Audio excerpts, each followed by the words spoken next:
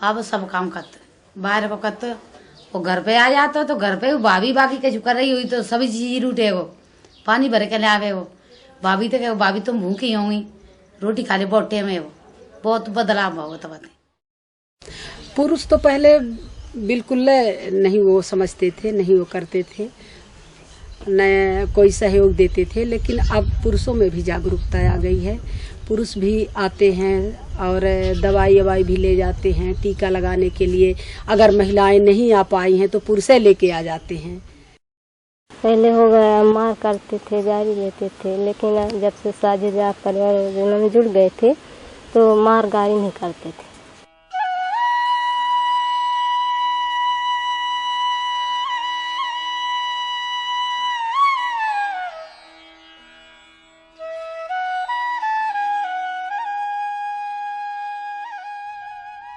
वो एक हाथ से काम नहीं कर सकता, उसकी पत्नी सुन और बोल नहीं सकती।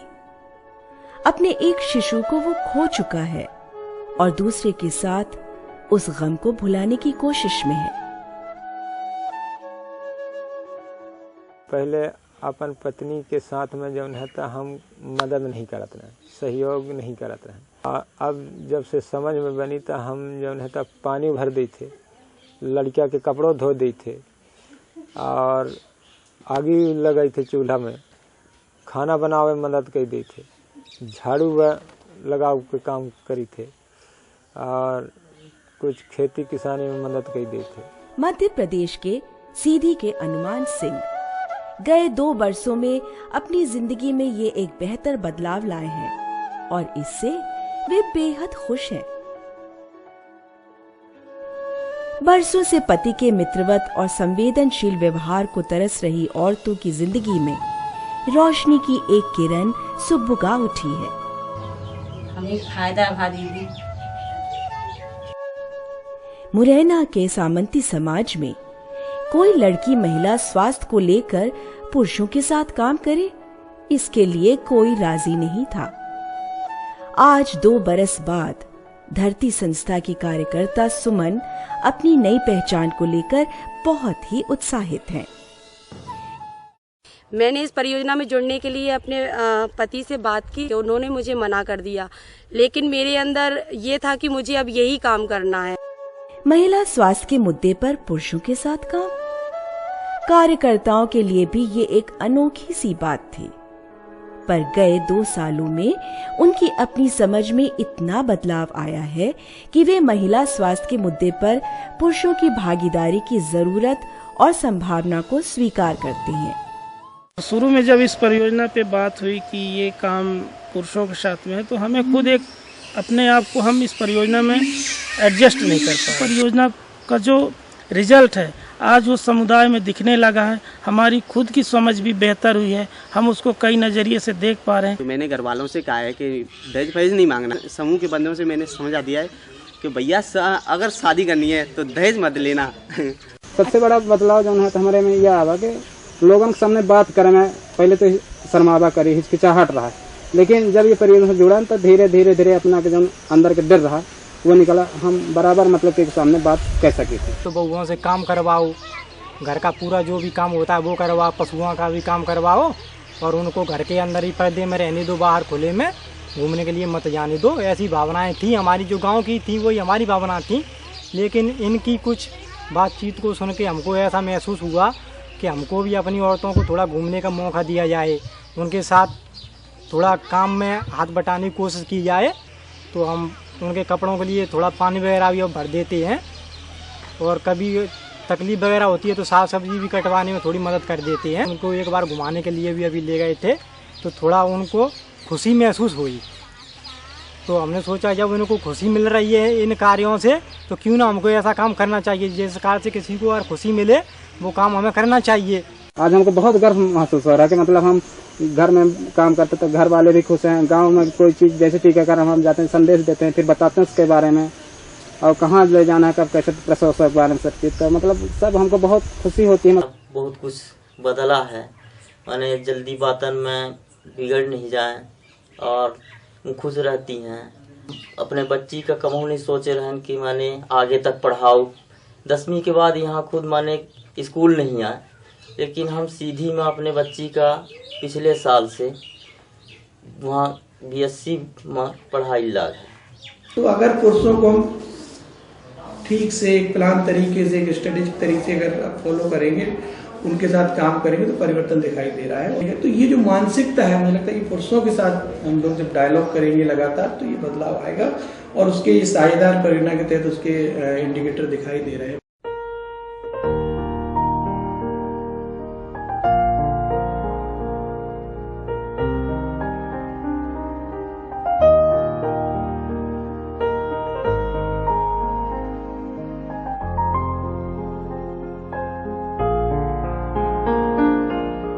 VHND और पोषण दिवस पर अब पुरुष साथ खड़े दिखते हैं। सरकारी कार्यकर्ता खुश हैं कि वे अपने तय किए गए काम को ज्यादा बेहतर तरीके से पूरा कर पाते हैं। अगर महिला स्वास्थ्य के मुद्दे को देखें, महिला और शिशु स्वास्थ्य के मुद्दे को देखें, तो बहुत सारी जिम्मेदारियों घर में पिता के रूप में भी रहता है, बहुत सारी जिम्मेदारी घर में पति के रूप में भी रहता है। तो उस समय हमारी ये बात आई कि अगर हम सरकारी जवाबदेही पर निगरानी रखना चाहते हैं, तो हमारे व्यक्तिगत जो एक जवाबदेही होती है, पुरुष होने के नाते अपने समाज में पिता, अपने समाज में पति, अपने समाज में भाई, अपने समाज में पड़ोसी, जो भी कहें, ये इसकी भी कुछ हमारी सामाजिक जवाबदेही है। तो मध्य प्रदेश में जो हमने इस परियोजना की परिकल्पना की थी, हमने कही थी कि चलिए अगर हम राज्य से जवाबदेही लेते हैं उनकी सेवाओं को देने के लिए, तो हम पुरुष होने के नाते खुद भी अपनी जवाबदेही, जो सामाजिक जवाबदेही है, इसकी भी पूर्ति करेंगे। बेहाल बदहाल स्वास्थ्य केंद्रों व PHC की सूरतें बदल रही हैं। स्वास्थ्य सेवाओं की निगरानी करते पुरुषों में अपने अधिकारों और जिम्मेदारियों की चेतना से केंद्रों में इलाज के लिए जरूरी दवाइयां और उपकरण इत्यादि उपलब्ध हो रहे हैं। जो भी गांव स्तर के सेवा प्रदाता थे, कई बार उन्होंने अपनी असमर्थताएं व्यक्त की कि हमें जो है ऊपर के लोगों से सहयोग नहीं मिल पाता। इन समस्याओं को लेकर के PHC लेवल पे कुछ प्रयास किए गए। PHC के स्तर पे भी उन गांव के लोगों और जो वहाँ पे सेवा देने वाले जो डॉक्टर्स हैं, उनके बीच में रिश्ते थोड़ा सा तो अच्छे बने।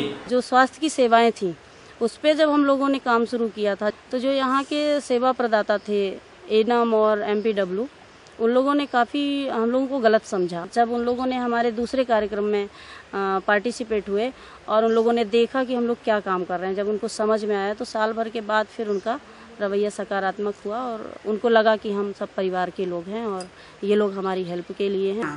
समुदाय की तरफ से जो निगरानी हमारे ऊपर अब निगरानी भी है, आके देखते हैं, पूछते हैं, टीका नहीं लगा, ये टीका क्यों नहीं लगा, आप क्यों नहीं आई।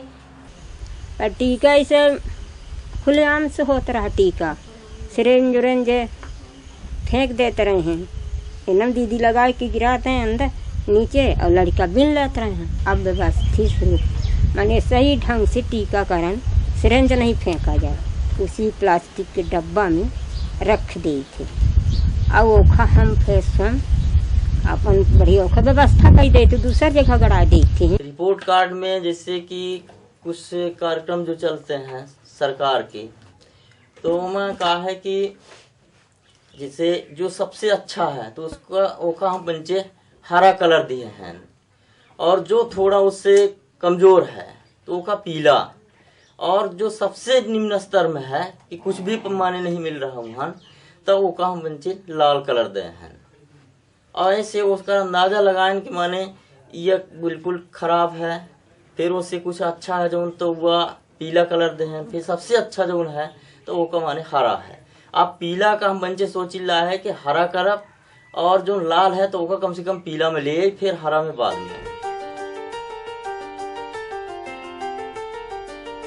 ये और ऐसी अनेक कहानियां सीधी और मुरैना के ग्रामीण अंचलों में बिखरी पड़ी हैं।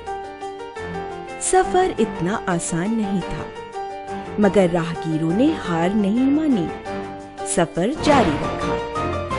महिलाओं के साथ होने वाली हिंसा पर सामंतशाही व्यवस्था के नुमाइंदे पुरुष को लगातार नजरअंदाज किया गया, जबकि बदलाव की पहली जरूरत वहीं पर थी।